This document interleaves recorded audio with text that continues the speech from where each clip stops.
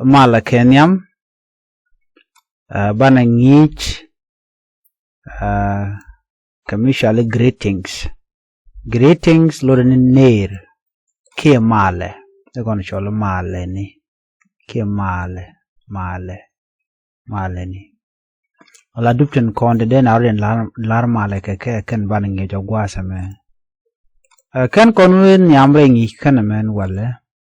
me dong jiram jidit paye jikan channel no language school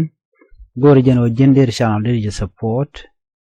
there subscribe the notification bell there trying committee ngi mi bare gwada shamala shibe ka ji kapet ngi jama gwa ka queen entity kana queen entity ane ko de kan mal de kan ngai ka tok nat kana tok english mala shale neer ke mala ne bana yuto gwasa me kamanyam kuje mene tok english kuje me tok nat no kana content book on ngitin han wala english kana me tok nat ana tonga ja mishaw good morning malode shiba kamal neme a singular me plural de larune ne shiaba kamal no gwad mene de kono gor shiaba kamal neme singular neme plural mnyuno di mishu good morning mijo ram kel be jogo shiba kamal mijo ne dangro good morning bi jogo shiaba kamal ne dangro wenyam wana ping gwad me good afternoon malode shibut kamal for singular pronoun shiaba kamal for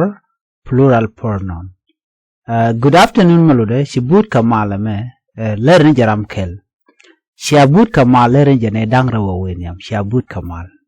bi kap korodu kel good evening chitian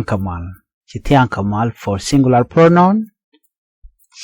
Tiang kamal for plural pronoun.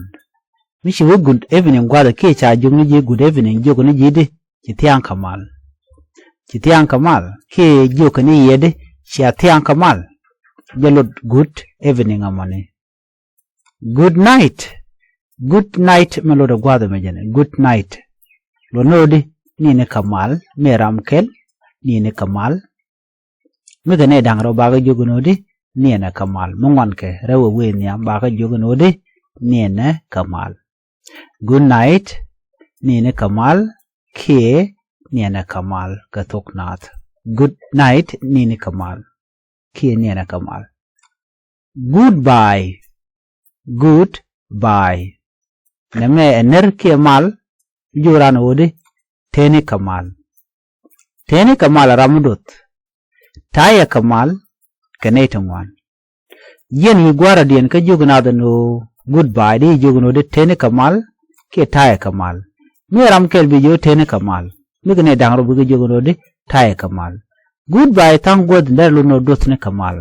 Ki wir kamal ba gorije. Done kamal wer kamal tene kamal taya kamal. You know man badag jane. Tene kamal ram kel for singular pronouns. Taya kamal it is for plural pronouns bicho kabnono ko jan do badana bien ngaikeja te kon gariede me shala bye me kon dig goodbye luno bye me minera nene jelli kamal ke jalla kamal